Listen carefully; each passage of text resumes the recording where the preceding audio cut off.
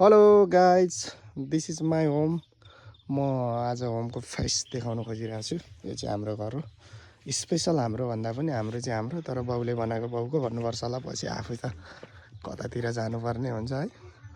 यो पछाडिको side opposite side हो, यो राइट साइड। एन्ड देन अगाडिको फेस यता छ ट्याक्कसँगले। टिनै लगाएको छौँ हौ।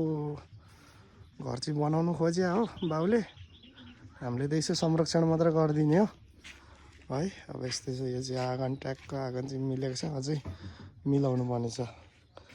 यो कफी खाने ठाउँ है, यो चाहिँ कफी खाने ठाउँ, चिया खाने ठाउँ। यता गार्डन बनाउनु भएको छ मेरो दिदीले, गार्डन नर्मल छ है। ट्याक्क यो चाहिँ मैले ल्याएर रोपेको फुल है। फेरि यो तल काका बाजेको घर हो, घरै घर छ तल, घरै घर छ ट्याक्कै तलतिर।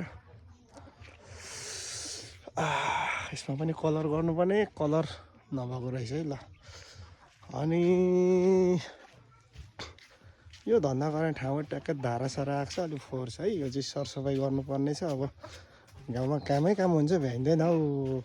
Next, this is my kitchen. भालेहरू कति हो, यो भालेहरू चाहिँ टोइलेट गर्दैको गर्दै गर्छ आँगनमा। मलाई चाहिँ मनै पर्दैन, फेरि काटेर खानु त ठिकै हुन्छ है।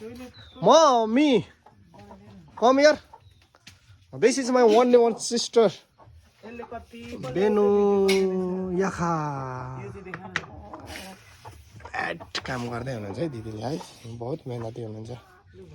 अब बाथरुम, टोइलेट भालेहरू चाहिँ खानुहुन्छ भने गाइज सम्पर्क गर्नु होला है।